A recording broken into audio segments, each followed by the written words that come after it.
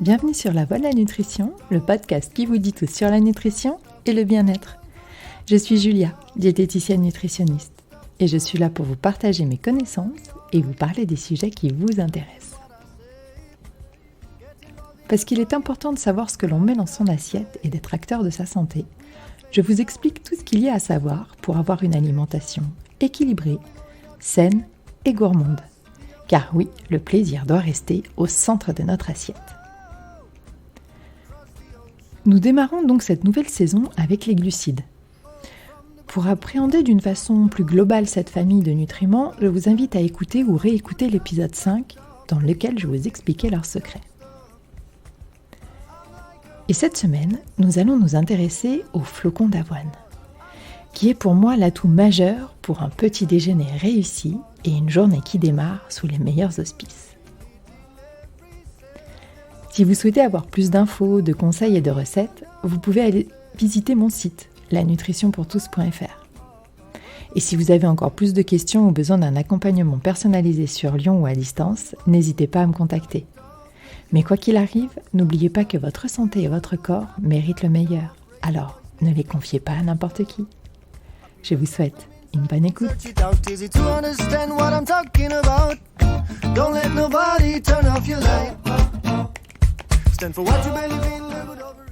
Petit flocon, aussi beau et magique qu'un flocon de neige au microscope, n'est pas n'importe quelle céréale du petit déjeuner. Non, ce flocon est là pour redorer le blason des céréales et pour combattre les fausses céréales ultra transformées qui ressemblent plus à une formule chimique et à un assemblage de composés industriels qu'à de vrais aliments. Car oui, c'est la guerre du petit-déj, pour nous, pour nos enfants. Premier repas du jour, il donne la tendance à toute notre journée. Et si on la commence avec une dose massive et toxique de sucre rapide, la bataille risque d'être dure et l'issue fatale. Alors, qui est ce petit soldat que vous devez absolument compter dans vos rangs ?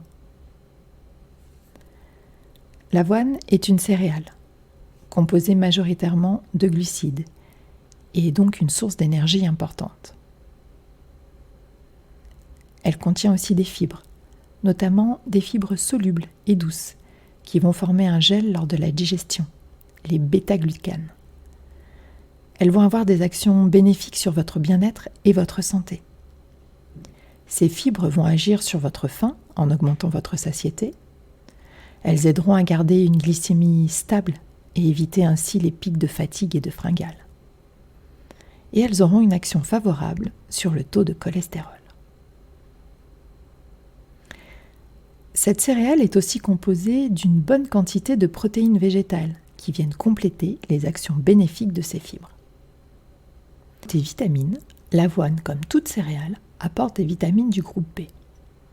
Mais elle apporte aussi un taux important de vitamine E, un excellent antioxydant pour nos cellules. Ces petits flocons sont également une mine d'or pour le fer, le calcium, le potassium, le phosphore et le magnésium. Les sportifs ne pourront d'ailleurs pas passer à côté de ce super allié de la performance et de la récupération.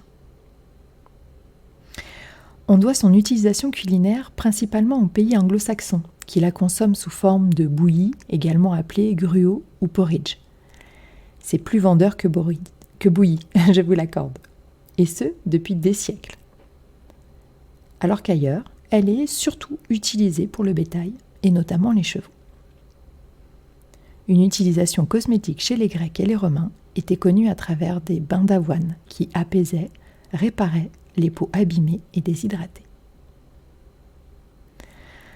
Il y a quelques années, l'avoine a bénéficié par ricochet de la popularité du son d'avoine mis en avant dans le régime Dukan. Seule chose bénéfique à tirer de ce faux régime miracle d'ailleurs. Mais attention, flocons et son ne sont pas à confondre. Le son doit être consommé en petite quantité et non quotidien.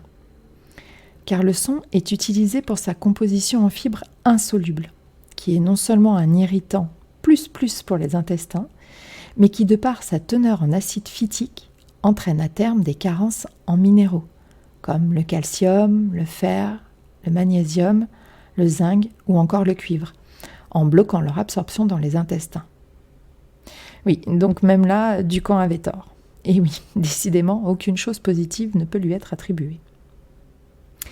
Mais revenons à nos flocons, car avouons-le, même s'ils sont au top nutritionnellement parlant, ils sont, disons-le, insipides niveau culinaire. Mais au final, c'est leur atout majeur de ce côté-ci, car cela vous permet de le manger à toutes les sauces, ou en tout cas à toutes les saveurs. En porridge, chaud, froid, en overnight, c'est-à-dire trempé toute la nuit et sans cuisson, qui pour moi est l'utilisation optimale en termes de préservation des nutriments. Mais aussi sous forme de galettes ou de pancakes. On peut tout en faire. Pour ces recettes, je conseille plutôt l'utilisation de petits flocons d'avoine, plutôt que de farine, car on perd alors grandement l'effet satiétogène. Pas fan de sa version boisson végétale, souvent très sucrée, je ne vois en effet pas l'intérêt de consommer de l'eau sucrée avec seulement 10% d'avoine transformée. À l'état brut, l'avoine se retrouve entre 2 et 5 euros le kilo. On le trouve aussi souvent en bio, en rayon vrac. Et bien que ce petit bijou de la nature, c'est comme tout, il ne faut pas en abuser et se priver des autres aliments et nutriments. Alors, 40 grammes par jour est une quantité moyenne et raisonnable. Vous trouverez sur mon site les recettes basiques du porridge que vous pourrez décliner à l'infini. Il est impossible que vous ne trouviez pas la version que vous aimez.